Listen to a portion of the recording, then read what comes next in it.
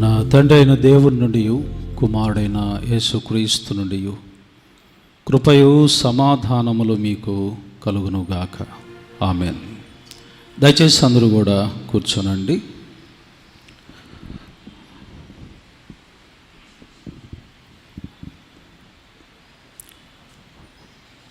పరిశుద్ధ గ్రంథము నుండి దేవుని వేదవాక్యమును మరి ఒక పర్యాయము చదువుగా విందాం. యోహాను సువార్త మొదటి అధ్యాయము. యోహాను సువార్త మొదటి అధ్యాయము 15వ వచనాన్ని అలాగుననే 18వ వచనాన్ని చదువుగా విందాం. యోహాను ఆయన్ను గూర్చి సాక్ష్యమిచ్చుచు, నా వెనుక వచ్చువాడు నాకంటే ప్రముఖుడు కనుక ఆయన నాకంటే మొదటి వాడాయననియు, నేను చెప్పిన వాడు ఈయనే అనియు ఎలుగెత్తి చెప్పెను. తరువాత 18వ వచనాన్ని చదువుగా విందాం. ఎవడునూ ఎప్పుడైనను దేవుణ్ణి చూడలేదు, తండ్రి రొమ్మునున్న అద్వితీయ కుమారుడే ఆయన్ను బయలుపరచెను. చిన్న ప్రార్థన చేసుకుని దేవుని వాక్య సందేశంలోనికి మనం వెళ్దాం, ప్రార్థించుకుందాం. మమ్మల్ని మిక్కిలిగా ప్రేమించిన మా ప్రియ పరలోకపు తండ్రి,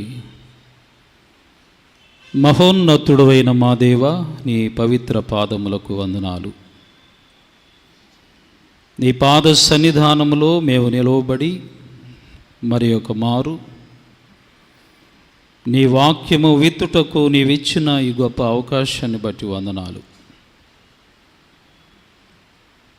చెప్పబో వాక్యము నీది, నీ బిడ్డలతో మీరే మాట్లాడి వారికి ఈ రోజున మీరు ఇవ్వాలనుకుంటున్నటువంటి సందేశాన్ని మీరు అందించి, నీ చిత్తమైతే వారందరినీ నీ వైపుకు త్రిప్పమని, అల్పులము అయోగ్యులమైనటువంటి మమ్ములను కాక మా నోటిని బోరగా చేసుకొని నీ బిడ్డలతో మీరు మాట్లాడమని నజరేయుడైన యేసు నామమున మిక్కిలి వినయముతో అడిగి వేడుకుంటున్నాము తండ్రి. ఆమెన్. ప్రభునందు ప్రియమైన దేవుని బిడ్డలారా, మన ప్రభు అయిన యేసుక్రీస్తు వారి శ్రేష్టమైన ఘనమైన అమూల్యమైన నామంలో ఆగమన కాలపు ధ్యానాలలో 5వ రోజు ప్రభువారి పాద సన్నిధానానికి చేరువచ్చిన మీ అందరికీ ప్రత్యేకంగా ఇంతటి గొప్ప అవకాశమును కలిగించిన దేవాంతి దేవునికి, అలాగుననే మన ప్రధాన కాపురులు బిషప్ అయ్య గారు వారికి, మన డీకన్స్ అందరికీ, ముఖ్యంగా నాతోటి కాపురులందరికీ కూడా నా హృదయపూర్వకమైన వందనాలను తెలియజేస్తున్నాను. చాలా సంతోషం, మంచిది. దేవుని మహోన్నతమైన కృపలో ఈ 5వ రోజు మనము ధ్యానం చేసుకుంటున్న వాక్య సందేశము, క్రీస్తును బయలుపరిచిన దేవుడు, గాడ్ హూ రివీల్డ్ జీసస్ అనేటువంటి ఒక చక్కని అంశాన్ని మనం ఈ రోజున ధ్యానం చేసుకుంటూ ఉన్నాం. ముఖ్యంగా ఇక్కడ మనము గమనించినప్పుడు తెలుగులో చెప్పబడిన పదము ఏమిటంటే బయలుపరిచిన అనే పదాన్ని చూస్తాం. బయలుపరిచిన అనేటువంటి ఈ పదానికి ఇంగ్లీషులో వాడబడినటువంటి పదం ఏమిటంటే రివీల్డ్ అనేటువంటి పదం, రివీల్స్ అనే పదం వాడారు. దీని యొక్క మూలాధారమైనటువంటి మాట ఏమిటనంటే లాటిన్లో రీవెయిల్ అని అంటారు. దీనిని ఇంకా మీకు స్పష్టముగా అర్థము కావాలి అని అంటే, క్రైస్తవులుగా ఉన్నటువంటి మనము పరిశుద్ధ వివాహాలు జరిపిస్తూ ఉంటాం. వివాహములు అనేటువంటి వాటిని జరుపుతూ ఉన్నప్పుడు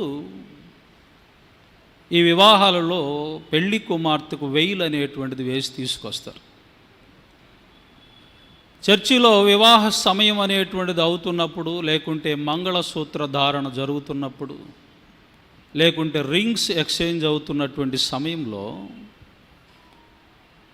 చేసేటువంటి ప్రాముఖ్యమైన పని, కాపరిగా ఉన్నటువంటి ఆయన చేసే పని ఏమిటి అని అంటే పెళ్లి కుమారుడితో చెప్తాడు.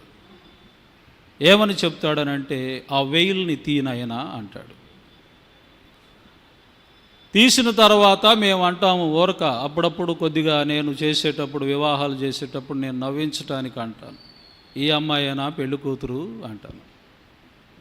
ముసుకేసి ఏమైనా తీసుకొచ్చారా అని వారిని కొద్దిగా నవ్వించుట కొరకు అని అంటాను. ఎందుకంటే వెయిల్ వెనకాల ఒకవేళ లేయా ఉన్నదేమో, రాహేలుకు బదులు లేయా ఏమన్నా ఉన్నదేమో అనేటువంటి డౌట్ నీకు రాకూడదు నాయన అని చేసేటువంటి పని ఏమిటి అని అంటే, వారిని ముఖ్యముగా ఆ వెయిల్ అనేటువంటి వాటిని తీసేపిస్తూ ఉంటాం. అంటే ఇక్కడ మనం అర్థం చేసుకోవలసినటువంటి ప్రాముఖ్యమైనటువంటి విషయం ఏమిటనంటే, రివీల్ అనేటువంటి పదానికి ముఖ్యంగా మనం అర్థం చేసుకోవాల్సిన ఒక మాట ఏమిటంటే, previously unknown or secret information ఏదైతే ఉన్నదో టు నోన్ టు అదర్స్ అని అర్థం. అంటే అప్పటి వరకు దాగి ఉన్నటువంటి ఒక సీక్రెట్, అప్పటి వరకు హైడ్లో ఉన్నటువంటి ఒక ఆ సీక్రెట్ ఏదైతే ఉందో అది అందరికీ కూడా అర్థమయ్యేటట్లుగా బహిర్గతము చేయబడటము అని అర్థం. దీనిని రివీల్ అని అంటారు, బయలుపరచబడటము అని అంటే అర్థం అది. ఇప్పుడైతే దీని గురించి మనం ఇంకా స్పష్టంగా లోతుగా మనం వెళ్ళినప్పుడు దీని యొక్క అర్థం ఏంటంటే, ఇట్ మీన్స్ టు షో అని అర్థము, ఇట్ మీన్స్ టు డిస్ప్లే అని అర్థము, లేకపోతే ఇట్ మీన్స్ ఏమిటి అని మనం ఆలోచన చేస్తే ఎగ్జిబిట్ అనేటువంటిది ఎగ్జిబిషన్ చేయటం అని అర్థం. అంటే ఈ పదాలన్నిటిని కూడా మనం ఆలోచన అన్నటువంటిది చేస్తున్నప్పుడు ఒకడికి చూపించటము, బయలుపరచటము అనేటువంటి అర్థం అన్నటువంటిది వస్తూ ఉన్నది. దీన్ని గ్రీక్లో తెలియచెప్పేటువంటి పదం ఏమిటంటే అపోకలిప్టో అని అంటారు. అపోకలిప్టో అనేటువంటి పదానికి వ్రాయబడినటువంటి గొప్ప అర్థం ఏమిటి అని మనం ఆలోచన చేస్తే, రివీల్ లేకపోతే అన్కవర్డ్ అనేటువంటి ఒక అర్థము, లేకుంటే మరి ఇంకో చక్కని మాట చెప్పాలనంటే అన్వెయిల్ అనేటువంటి అర్థం వస్తుంది. అంటే ఏది ఏమైనప్పటికీ కూడా ముసుగు తీసివేయటము అని అర్థం చేసుకోవాలి. మనం పాత నిబంధన గ్రంథాలన్నిటిలో మనం చూస్తున్నప్పుడు ఓల్డ్ టెస్టిమెంట్లో మనకు ఎక్కువగా కనపడేటువంటిది ఏమిటి అని అంటే, మొత్తము 39 పుస్తకాలు ఉంటాయి. 39 పుస్తకాలలో యేసుక్రీస్తు ప్రభువు వారు ప్రతి పుస్తకంలో ఉన్నాడు. ఆయన లేని అటువంటి గ్రంథము కానే కాదు. కానీ ఎలాగ ఉన్నాడు, ఏ రీతిగా ఉన్నాడు అని అంటే కవర్లో ఉన్నాడు. అంటే ఏమిటి, ఆయన కనిపిస్తూ ఉన్నాడు కానీ క్లియర్గా కనిపించటం లేదు. ఆయన కార్యములు అనేటువంటివి కనిపిస్తూ ఉన్నవి కానీ బహిరంగముగా కనపడటం లేదు. ఇప్పుడు ఈ రోజున మనం ధ్యానం చేసుకుంటునేటువంటి వాక్యములో ఉన్నటువంటి శ్రేష్టమైనటువంటి విషయం ఏమిటి అని మనం ఆలోచన చేస్తే, ఆయన ఈ రోజున కంప్లీట్గా ఏమిటనంటే బయలుపరచబడబోతూ ఉన్నాడు. ఏ రీతిగా బయలుపరచబడబోతున్నాడు? దేవుడు ఇక్కడ రాసినటువంటి మనకిచ్చినటువంటి అంశం ఏమిటనంటే, క్రీస్తును బయలుపరిచిన దేవుడు. ఈ టాపిక్ని మీరు ఈ రోజంతా కూడా మనసులో పెట్టుకొని ఈ వాక్యం వింటూనే ఉండాలి. టాపిక్లో నుంచి బయటకు వెళ్ళొద్దు, దీనిలోనే మీరు ఉండాలి, దీనిలోనే మీరు ఆగిపోవాలి. ఇక్కడేమిటి, క్రీస్తును బయలుపరిచినటువంటి దేవుడు ఎలాగూ బయలుపరిచాడు, ఏ రీతిగా బయలుపరిచాడు, ఏ విధానంలో బయలుపరిచాడు, దేవుడు తన యొక్క ప్రియమైనటువంటి కుమారుణ్ణి బయలుపరచుట కొరకు ఆయన ఎన్నుకున్నటువంటి సాధనాలలో ఒక ప్రాముఖ్యమైనటువంటి సాధనం ఎవరయ్యానంటే బాప్టిజం ఇచ్చు యోహోను. బాప్తిసం ఇచ్చి యోహోను యొక్క పుట్టుక యొక్క పరమార్థము అర్థము ఏమిటి అని మనం ఆలోచన చేస్తే దానిలో దాగి ఉన్నటువంటిది ఏమిటనంటే ఆయన పుట్టినది యేసు కొరకే, ఆయన పుట్టినది యేసు మార్గమును సరళము చేయుట కొరకే, ఆయన పుట్టినది యేసు నామము ప్రతి ఒక్కరు కూడా గుర్తెరుగుట కొరకే ఆయనను దేవాతి దేవుడు సృష్టించాడు, పుట్టించాడు. ఈ విషయాన్ని మనం చాలా జాగ్రత్తగా మనం జ్ఞాపకం చేసుకోవాలి. ఇప్పుడు ఈయన మాట్లాడుతూ చెప్తున్నటువంటి ప్రాముఖ్యమైనటువంటి విషయాలు ఏమిటి అని అంటే ఆయన ఆ యేసుక్రీస్తు ప్రభువు వారి గురించి ఒక సాక్షిగా వచ్చాడు అనేటువంటి విషయాన్ని మనం మరవద్దు. ఇదే యోహాను సువార్త ఇదే అధ్యాయంలో మీరు దృష్టి పెట్టవలసినటువంటి విషయం ఏమిటనంటే 6 నుంచి 7 వచనాల వరకు నేను చదువుతాను, వినండి. ఏమిటి? దేవుని యొద్ద నుండి పంపబడిన ఒక మనుష్యుడు ఉండెను, అతని పేరు యోహాను. అతని మూలముగా అందరూ విశ్వసించున్నట్లు అతడు ఆ వెలుగును గూర్చి సాక్ష్యం ఇచ్చుటకు సాక్షిగా వచ్చెను. జాగ్రత్తగా వినాలి. దేని కొరకు వచ్చాడంటే ఆ వెలుగును గూర్చి సాక్ష్యం ఇచ్చుటకు సాక్షిగా వచ్చెను. తర్వాత ఇక్కడ మనం జ్ఞాపకం చేసుకోవాల్సిన విషయం ఏంటి? అతడు ఆ వెలుగై ఉండలేదు కానీ ఆ వెలుగును గూర్చి సాక్ష్యం ఇచ్చుటకు అతడు వచ్చెను అనేటువంటి మాటను మనం చూస్తూ ఉంటాం. అంటే ఇతని యొక్క పని ఏమిటి? ఒక వెలుగు అనేటువంటిది ఉన్నది. వెలుగుగా ఉన్నటువంటి యేసుక్రీస్తు ప్రభువు వారి గురించి ఆయన దేని కొరకు పంపబడ్డాడయ్యానంటే ఆయన గురించి సాక్ష్యం ఇచ్చుట కొరకు వచ్చాడు. లాటిన్లో సాక్ష్యం అనేటువంటి మాటకు మాటని ఎలా పిలుస్తారనంటే ఆ సౌండ్ ఎలాగుంటుందంటే మార్టస్ అనేటువంటి సౌండ్తో పిలుస్తారు. మార్టస్ అనేటువంటి మాటలో నుండి అప్పుడు లాటిన్ గ్రీక్ అనేటువంటివి ఆ సమయాల్లో చాలా సిమిలర్గా ఉండేటువంటివి లాంగ్వేజెస్. దానిలో నుంచి గ్రీక్లోనికి తీసుకొని వచ్చినప్పుడు దాని గురించి వ్రాయబడినటువంటి ఒక చక్కని పదం ఏంటంటే మార్టిరియో అని పిలిచారు. మార్టిరియో అనగా అర్థం ఏమిటనంటే సుస్పష్టముగా, ఏ సందేహము లేకుండగా, ఏ మాత్రమును కూడా అనుమానించకుండగా, ఏ మాత్రము కూడా డౌట్ పడకుండగా సాక్ష్యం అనేటువంటిది చెప్పటం. ఆయన గురించి మీరు సందేహపడాల్సిన అవసరము లేదు. వాస్తవానికి చాలామందిని కోర్టులోనికి తీసుకొని పోయినప్పుడు సాక్షులను నిలబెడతారు. దొంగ సాక్షులుగా ఉంటారు, అది లేనిది కూడా ఉన్నట్లుగా చెప్పేటువంటి సాక్షులుగా ఉంటే ఈ సాక్షి మార్టిరియో అనేటువంటి ఈ పదానికి ఉన్నటువంటి సంపూర్ణమైనటువంటి అర్థం ఏమిటని మనం ఆలోచన చేస్తే ఏ మాత్రమును కూడా నీవు తడుముకోవాల్సిన అవసరం లేదు, మరి ఏమాత్రముడు అపనమ్మకంతో ఉండవలసిన అవసరం లేదు. ఈయన సంపూర్ణముగా దేవుని యొద్ద నుండి పంపబడినటువంటి సాక్షిగా ఈయన వచ్చి ఆ వెలుగు గురించి సాక్ష్యం ఇచ్చుట కొరకు ఈయన వచ్చాడు. వచ్చి ఎలాగ ఉన్నాడు అని మనం ఆలోచన చేస్తే మనకు సువార్తల్లో ఒక్కొక్క పదము ఒక్కొక్క రీతిగా వ్రాయబడి ఉంది.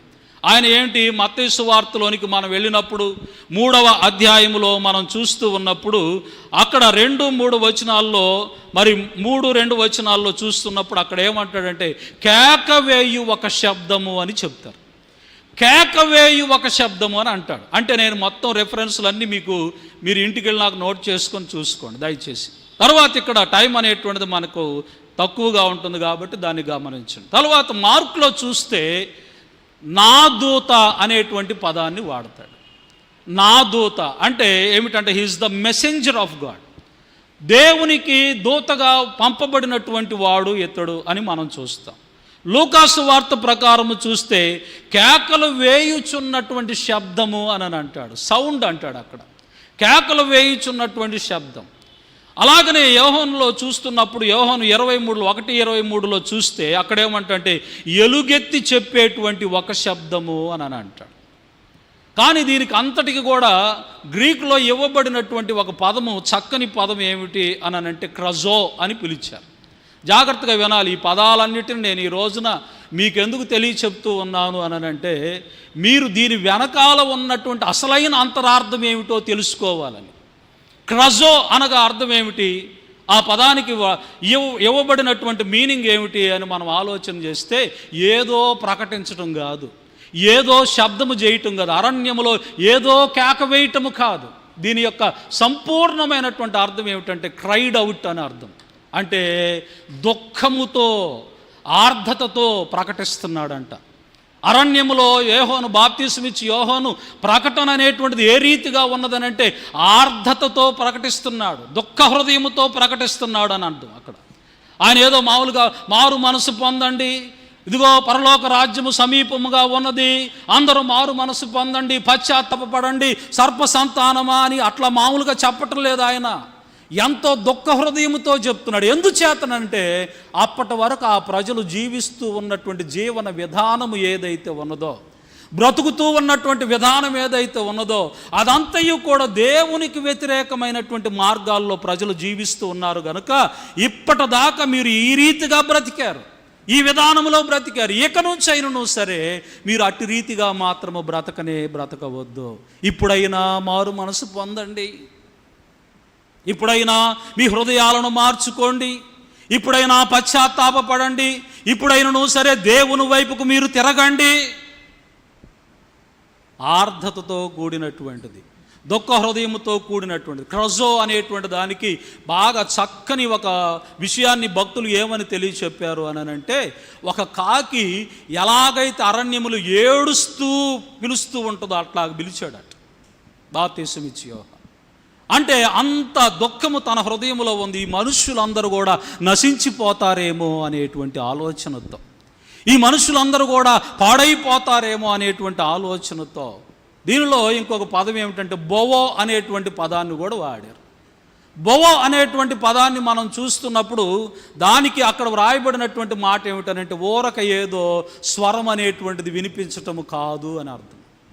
ఊరకేదో పలకటం కాదు, ఆయన యొక్క వచ్చి యేసు ప్రభు వారి యొక్క మార్గాన్ని సరళం అన్నటువంటిది చేయటంలో, మార్గం అనేటువంటిది సుగమనము చేయటంలో ఆయన ఎంతో భారముతో ప్రకటన అన్నటువంటిది చేశాడట. భారముతో ఆయన ప్రకటన చేసినటువంటి ప్రాముఖ్యమైనటువంటి విషయాన్ని మనము జ్ఞాపకం చేసుకోవాలి. ఆయన ఇప్పుడు సాక్ష్యము చెబుతున్నాడు. దీనికి ఎగ్జాంపుల్స్గా చెప్పాలనంటే అందులుగా ఉన్నటువంటి ఇద్దరు అందులు యేసు ప్రభువు వారిని చూసి దావీదు కుమారుడా మమ్మను కరుణించుము అని కేకలు వేశారు. చూసావా? అంటే వాళ్ళు దానిలో ఎలాగ పలికారనంటే బాప్తిసం ఇచ్చి యోహాను ఏ రీతిగా పలికాడో ఆ రీతిగా, అంటే అంత వేదనా హృదయముతో, అంత దుఃఖ హృదయముతో, అంత మరి బాధాతత్వత హృదయముతో ఆయన పలుకు అనేటువంటిది పలికినట్లుగా మనం చూస్తాం. దేవుని బిడ్డలారా, ఈ రోజున మనం అదే జ్ఞాపకం చేసుకోవాల్సింది. అయితే ఇప్పుడు అలా పలుకుతూ ఆయన దేని గురించి సాక్ష్యం ఇస్తున్నట్టు ఆ వెలుగు గురించి సాక్ష్యమిస్తూ ఏమని చెబుతూ ఉన్నాడు అని అంటే అక్కడ చక్కని మాటలు అనేటువంటివి 15వ వచనంలో అంటున్నాడు. ఆయన్ను గూర్చి సాక్ష్యం ఇచ్చువాడు నా వెనుక వచ్చువాడు నాకంటే ప్రముఖుడు గనుక ఆయన నాకంటే మొదటివాడాయను అని అంటాడు. అంటే ఇక్కడ మనం జ్ఞాపకం చేసుకోవాల్సినటువంటి విషయం ఏంటి? ఆయన he who after comes me has surpassed అని అంటాడు. తర్వాత ఇంకో చక్కని మాట ఏంటంటే because he was before me అంటాడు. అంటే దీని యొక్క సంపూర్ణమైనటువంటి అర్థం ఏమిటంటే ఆయన నాకంటే ప్రముఖుడు, అలాగే నాకంటే మొదటివాడు. ఈ మాట యోహాను గారు చెప్తున్నప్పుడు ఎలా ఇది సాధ్యమైద్ది, మొదటివాడు అని ఎలా అంటాడు? జకరియా నీ ప్రార్థన వినబడినది అని మొన్న మనం ఒక అంశాన్ని చదువుకున్నాం. ఏమిటి నాయన నీ ప్రార్థన వినబడినది అనేటువంటి చెప్పబడినటువంటి అంశం యొక్క సారాంశము, లేకపోతే దాని ఎండింగ్ ఏమిటి అని అంటే మీరు చేసిన ప్రార్థనలు నేను విన్నాను, మీరిద్దరు కూడా యాజక వంశములో పుట్టినటువంటి వారుగా మీరు ఉన్నారు, అయినను ఎంతకాలము నా సేవ అన్నటువంటిది మీరు చేస్తూ ఉన్నప్పటికి కూడా మీకు గర్భఫలం అనేటువంటిది రాలేదు, ఈ రోజున మీ ప్రార్థన వినపడింది, మీకు నేను గర్భఫల భాగ్యం అనేటువంటిది నేను ప్రసాదిస్తున్నాను. మంచి మాట కదా? మనం చేసే ప్రతి ప్రార్థనలకు దేవుడు తప్పకుండా సమాధానము ఇస్తాడు అనే నిరీక్షణ మనలో ఉండాలి. ఇప్పుడు ఏమిటి ఇక్కడ విషయం ఏంటంటే ఆ ప్రార్థన విన్నాడు, ఎలిజబెత్తమ్మను దేవుడు దర్శించాడు, ఆమె గర్భము ధరించింది. గర్భము ధరించిన తర్వాత 5 మాసముల పాటు ఆమె ఎవ్వరి కంట కనపడకుండా ఉన్నది. 6వ నెలలో గలిలయలోని మరి ఆ నజరేతు అనేటువంటి ప్రాంతంలో ఉన్నటువంటి మరియను దర్శించటానికి గాబ్రియేలు దేవదూత వెళ్ళాడు. వెళ్ళి దయాప్రాప్తురాలా నీకు శుభము అని ఆ శుభవచనం అన్నటువంటిది చెప్పి, సర్వోన్నతుడు శక్తి నిన్ను కమ్ముకుంటుంది, పుట్టబోవు శిశువు దేవుని కుమారుడు అవుతాడు అనేటువంటి విషయాలు చెప్పాడు. ఎప్పుడు చెప్పాడు? గాబ్రియేలు దూత ఎప్పుడు చెప్పాడని అడుగుతున్నా మిమ్మల్ని ప్రశ్న. 6వ నెలలో, అంటే అప్పటికి ఎలిజబెత్ అమ్మ గర్భంలో పడ్డటువంటి సమయం ఎంత? యోహాను 6 మాసములు. అంటే యేసు ప్రభువు వారి కంటే 6 మాసములు ఇతడు పెద్దవాడు. కానీ ఇప్పుడు ఏమంటున్నాడు ఈయన? ఆయన నాకంటే ప్రముఖుడు, నాకంటే ముందటివాడు అని అంటున్నాడు కదా. ఈ మాటలో ఉన్నటువంటి అర్థం ఏమిటి? బాప్తీసం ఇచ్చి యోహానుకి బాగా సుస్పష్టంగా తెలిసినటువంటి విషయం ఏమిటనంటే, దేవుడు మానవుడుగా ఈ లోకంలోనికి జన్మించటంలో నాకంటే 6 మాసములు చిన్నవాడేమో, కానీ ఈయన ముందట నుండే ఉన్నవాడు, ఈయన ద్వారానే సమస్తము నిర్మించబడింది. అదే కదా ఈ యోహాను సువార్తలో మనం చూస్తున్నప్పుడు 1వ అధ్యాయములో 1వ వచనం నుండి చదువుతున్నప్పుడు, ఆది యందు వాక్యము ఉండెను, వాక్యము దేవుని యొద్ద ఉండెను, వాక్యము దేవుడై ఉండెను, ఆయన ఆది యందు దేవుని యొద్ద ఉండెను. ఇక్కడ నుంచి జాగ్రత్తగా వినాలి.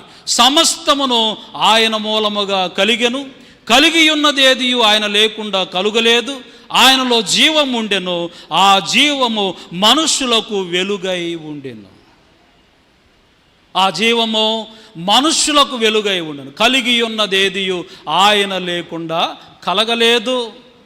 సమస్తమును సృష్టించినటువంటి సృష్టికర్త అయి ఉన్నటువంటి దేవుడు, ఇదిగో లోక పాపములను మోసుకొని పోవు దేవుని గొర్రెపిల్ల అని ఆయన్ను చూపించాడు. ఆ సాక్షిగా ఉన్నటువంటి యోహాను నాకంటే మొదటివాడు, నాకంటే ప్రముఖుడు అని చెప్తున్నటువంటి ఆయన చెప్తున్నటువంటి మాట అంటే, ఇదిగో లోక పాపములను మోసుకొని పోవు దేవుని గొర్రెపిల్ల, ఆయన చెప్పుల వారును విప్పుటకు మాత్రము నేనేమాత్రమును పాత్రుడను కాను అన్నాడు. అంటే ఏంటి? ఈయనేనయ్యా లోకరక్షకుడు, ఈయనేనయ్యా సమస్త జగత్తును సృష్టించినవాడు, ఈయనే ఆది సంభూతుడు అని సాక్ష్యం ఇచ్చాడు. ఇప్పుడు 18వ వచనంలోనికి మనం వెళ్తున్నప్పుడు అక్కడ వ్రాయబడినటువంటి ఒక చక్కని విషయాలను మనము ధ్యానం చేసుకుందాం. ఏమిటి ఆ 18వ వచనంలో మనం చూస్తూ ఉన్నప్పుడు అక్కడ అంటున్నాడు, ఎవడును ఎప్పుడును, ఏమిటంటే ఎవడును ఎప్పుడైనను దేవుణ్ణి చూడలేదు, తండ్రి రొమ్మునున్న అద్వితీయ కుమారుడే ఆయనను బయలుపరచెను. చాలా జాగ్రత్తగా గమనించవలసిన విషయం ఏంటంటే, ఒక పాయింట్ మీరు జ్ఞాపకం చేసుకోవాలి. ఇక్కడ మన టాపిక్ ఏమిటి అని మనం ఆలోచన చేస్తే, క్రీస్తును బయలుపరిచిన దేవుడు అని అనుకుంటున్నాం. నేనేమంటానో తెలుసిన ఈ పదానికి, దేవుడే దేవుణ్ణి బయలుపరుచుకున్నాడు అని అంటాను.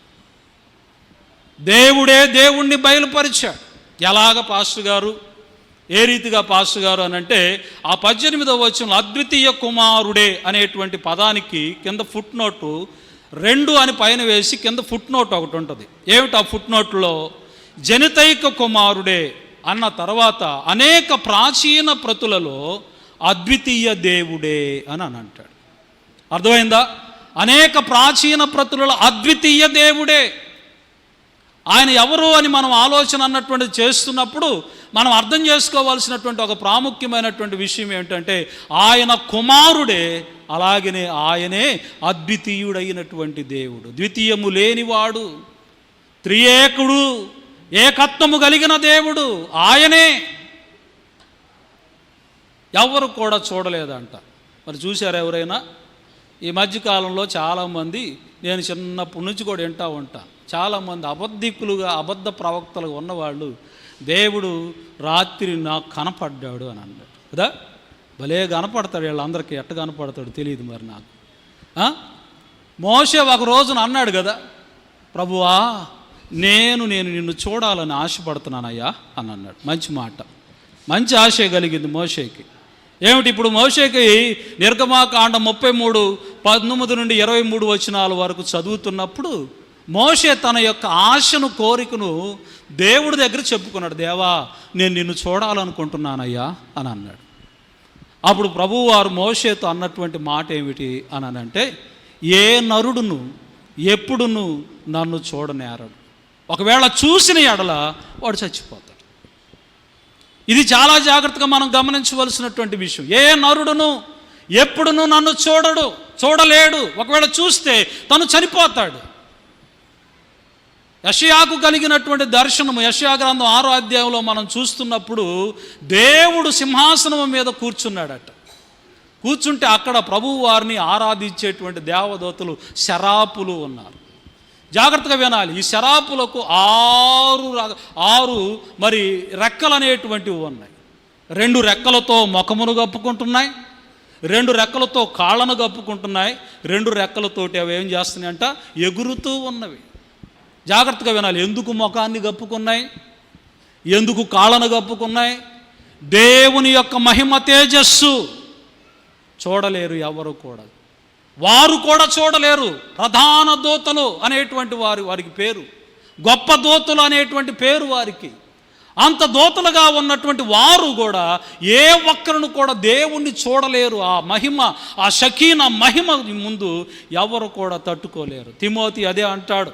తిమోతి పత్రికలో మనం చూస్తూ ఉన్నప్పుడు 6:16 అనేటువంటి మాట ఏమిటంటే, సమీపింపరాని తేజస్సులో ఆయన మాత్రమే వసించుచు అమరత్వము కలిగిన వాడు. సమీపింపరాని తేజస్సులో ఆయన మాత్రమే వసించుచు అమరత్వము కలిగిన వాడుగా ఆయన ఉన్నాడు. మనుషుల్లో ఎవరును ఆయన చూడలేరు, చూడనేరడు కూడా. ఏ మనుష్యుడు కూడా ఆయన చేరలేనటువంటి దేవుణ్ణి ఈ రోజున బయలుపరిచినటువంటి వాడు ప్రభు అయిన యేసు. దేవుని యొక్క రూపము ఎలా ఉంటుందో ఎవరికి తెలియదు. సమరయ స్త్రీతో ప్రభువారు మాట్లాడుతూ, దేవుడు ఆత్మ గనుక ఆయన్ని ఆరాధించువారు ఆత్మతో సత్యముతో ఆయన్ని ఆరాధించాలి. ఆత్మతో సత్యముతో ఆయన్ని ఆరాధించాలని అన్నప్పుడు ఆయన ఆత్మస్వరూపిగా ఉన్నటువంటి వాడు.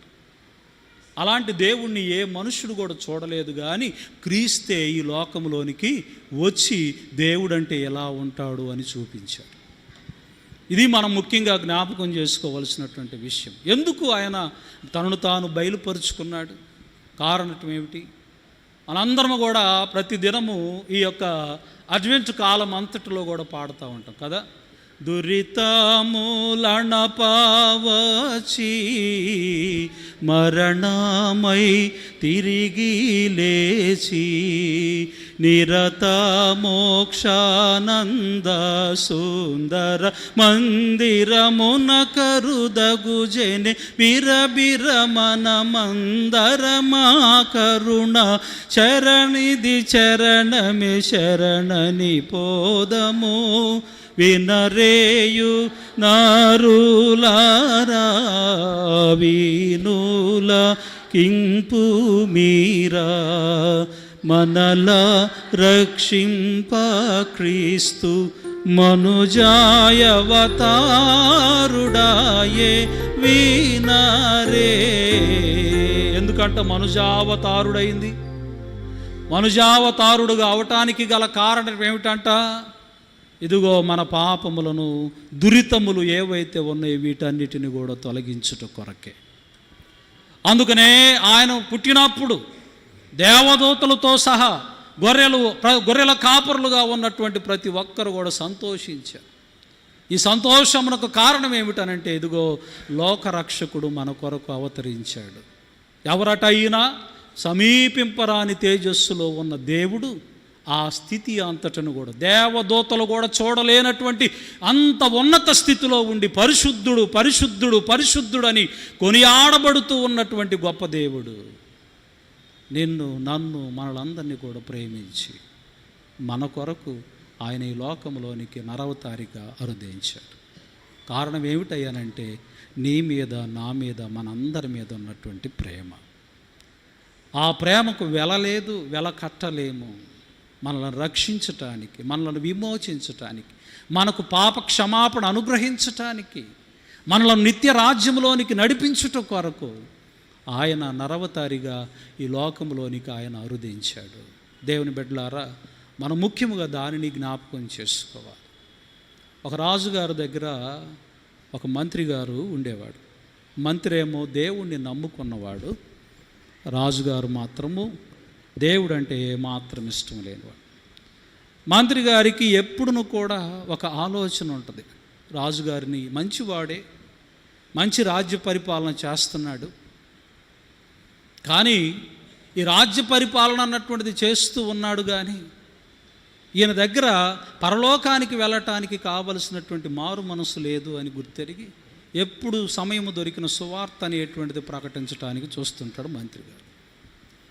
ఇలాగ ఆయన మాటి మాటికి చెప్తూ ఉంటే ఒకసారి రాజుగారు మంత్రి గారితోటి మాట్లాడుతూ ఆయన తెలియచెప్పినటువంటి ఒక మాట ఏమిటి అని అంటే, విసుగు చెంది, ఏమయ్యా ఆయన దేవుడు అని అంటున్నావు కదా, నువ్వు దేవాతి దేవుడు అనేటువంటి మాట నువ్వు చెప్తూ ఉన్నావు కదా, అలాంటి దేవుడుగా ఉన్నటువంటి వాడు ఆయన ఈ లోకంలోనికి రావాల్సిన అవసరం ఏంది? ఎంతోమంది ఆయన దగ్గర పని వాళ్ళు ఉన్నారు కదా, వాళ్ళని పంపించవచ్చు కదా. ఆయనకు అర్థమయ్యే రీతిలో చాలా సందర్భాల్లో చాలా విషయాల్లో మంత్రి గారు వివరించి తెలియచెప్పడానికి చూస్తూ ఉన్నాడు. వాస్తవంగా పరిశుద్ధ గ్రంథం కూడా మనకు తెలియచెప్పేటువంటి ఒక మాట ఏమిటి అని అంటే, రోమీయులకు రాసిన పత్రిక 5వ అధ్యాయము 12వ వచనంలో చూస్తున్నప్పుడు, ఇట్లుండగా ఏమందుము, ఒక మనుష్యుని ద్వారా పాపము ద్వారా మరణము లోకములోనికి ప్రవేశించను, మనుష్యులందరూ పాపము చేయుట వలన మరణము అందరికీ సంప్రాప్తమాయ. మనుష్యులందరూ కూడా ఎలాగున్నారంట? పాపములోనే ఉన్నారు. రాజా ఇది కారణము, ఈ ఊరికో ఇవన్నీ చెప్పబాకు అని అన్నాడు. ఒక రోజున వీళ్ళిద్దరు కూడా వారి యొక్క ఉద్యానవనంలో తిరుగుతూ ఉన్నారు. ఈ తిరుగుతూ ఉన్నటువంటి సమయం అందు రాజుగారు మంత్రి గారు ఇద్దరు తిరుగుతున్నారు, వెనక సైనికులు నడుస్తూ ఉన్నారు. రాజుగారు కుమారుడు ఆడుకుంటూ ఆ పక్కనే ఉన్నటువంటి కొలంలో పడిపోయాడు. ఆ కొలంలో పడిపోగానే వెంటనే రాజుగారు ఏమాత్రమును కూడా సందేహించకుండగా వెంటనే ఆ కొలంలోకి దూకి తన కుమారుడిని, అయ్యో నా బిడ్డ, నా కుమారుడా అనేసి ఆ బిడ్డను తీసుకొని బయటకు తీసుకొచ్చాడు. బిడ్డ కాసేపు అలా కదిలిచ్చి బ్రతికాడు, బాగానే ఉన్నాడు అనే ఆనందంతో సంతోషంతో ఉండగా నిదానమైన స్వరంతో మంత్రి గారు అంటున్నాడు, అయ్యా నీ దగ్గర మేము ఎంతమంది పనివారం ఉన్నాము, నీ దగ్గర ఇదిగో మేము ఎంతమంది పనివారం ఉన్నాము, సైనికులు ఉన్నారు, నేనున్నాను, నీ కుమారుడు అదిగో ఆ నీళ్ళల్లో పడిపోతే మమ్మల్ని దూకి తీసుకురమ్మని చెప్పొచ్చు కదా, నువ్వెందుకు దూకావు అని అడిగి. అప్పుడు రాజుగారు అంటున్నాడు, వాడు నా కుమారుడయ్యా, వాడు నేను ప్రేమిస్తున్నాను. ఈ రోజున యేసు ఎందుకు బయలుపరచబడ్డాడో తెలుసునా? నీవు నేను మనందరము ఈ సర్వలోకములో ఉన్న ప్రతి ఒక్కరూ కూడా ఆయన ప్రియమైన కుమారులమే. మనం అందరము ఆ అగాధములో కూరుకుపోయి ఉన్నాం, పాపమనే ఆగాధములోనే ఉంటున్నాము, ఇంకా ఉంటున్నాము. నిన్ను నన్ను విడిపించటానికే ఆయన ఈ లోకంలోనికి వచ్చాడు. అడ్వెంట్ మొదటి ఆదివారంలో చెప్పబడిన మాటలు ఒకసారి నేను మీతో చెబుతా. ఏమిటి? ఆ రోజు ఏమన్నా మొట్టమొదటి ఆదివారం రోజున ఏమన్నా మట్లాదివారం పండుగ, మరి ఆ రోజున మట్లాదివారానికి సంబంధించినటువంటి లేఖన భాగం ఎందుకు ఇవ్వబడింది? మొదటి ఆదివారంలో ఏమి చెబుతున్నాడు ప్రభువారు? మీరు ఆ యొక్క గాడిద దగ్గరికి వెళ్ళండి, అక్కడ యజమానుడు ఉంటాడు, దానికి ఉన్న కట్లను విప్పతీయండి. ఈ కట్లు ఎప్పుడైతే విప్పబడవో అవి అలాగనే కట్టబడే ఉన్నవి. ఎప్పుడైతే విప్పారో అంటే దానిలో నుంచి బయటికి ఎప్పుడైతే వచ్చారో వాటికి ఏమైబడింది? మీరు చర్చిలోకి వచ్చేటప్పుడు రెడ్ కార్పెట్ ఎలాగైతే ఉంటుందో వాటికి కూడా రెడ్ కార్పెట్ వేసి నడిపించారు. నీవు పాప బంధకాలతో ఉండేంత కాలము నీకు విలువ ఉండనే ఉండదు. ఆ బంధకాలలో నుంచి నువ్వు బయటపడినప్పుడే నీకు విలువ అనేటువంటిది ప్రభువు ఇస్తాడు. యేసు ప్రభువు వారు వాటి మీద ఎక్కాడు, బట్టలు పరిచారు, మట్టలు పరిచారు, ఎంతో చక్కగా అది హుందాగా వెళ్ళిపోతా ఉంది యెరూషలేములోనికి. ప్రజలేమో హోసన్నా జయము అని అన్నారు. హోసన్నా అనగా అర్థం ఏంటి? సేవ్ మీ ఓ లార్డ్ అని అర్థమైంది తెలిసిన? సేవ్ మీ ఓ లార్డ్, నన్ను రక్షించు ప్రభువా అని అర్థం. దేవా నన్ను కాపాడు, నన్ను రక్షించు అని ఈ రోజును కూడా మనము పిలవవలసిన వారముగా ఉన్నాం. కాబట్టి ఆయన ఎందుకొరకు బయలుపరిచాడో మనం అర్థం చేసుకొని నన్ను ఊబిలో నుంచి పైకి తీసుకురావటానికి, నన్ను రక్షించటానికి, నన్ను విమోచించటానికి, నాకు పాప క్షమాపణ అనుగ్రహింప చేయటానికి, నన్ను పరలోక రాజ్యంలోనికి ఆయన తీసుకువెళ్ళుట కొరకు సమీపింపరాని తేజస్సులో ఉన్న దేవుడు నన్ను, నిన్ను, మనలందరినీ కూడా ప్రేమించి ఈ లోకంలో నరవతారిగా ఆయన జన్మించాడు. వాక్యము శరీరాన్ని ధరించుకొని ఈ లోకంలోనికి ఆయన అరుదించాడు. మనందరిపైన ఆయనకున్న అమూల్యమైన ప్రేమను బట్టి దేవుణ్ణి మనం స్తుతిస్తూ, ఆయనకు మరి ఏమాత్రమును కూడా మరి స్థలము లేనప్పుడు ఆయనకు మన హృదయాలను పరిచి దేవుణ్ణి మన హృదయంలోనికి ఆహ్వానిద్దాం. ఆయన సాక్షులుగా మనం ఉందాం. దేవుడు అటు రీతిగా మనల్ని అందరిని దీవించి ఆశీర్వదించును గాక. ఆమెన్. సమస్త జ్ఞానమునకు మించిన దేవుని యొక్క సమాధానం మీ హృదయములకును మీ తలంపులకును కావలి ఉండును గాక. ఆమెన్.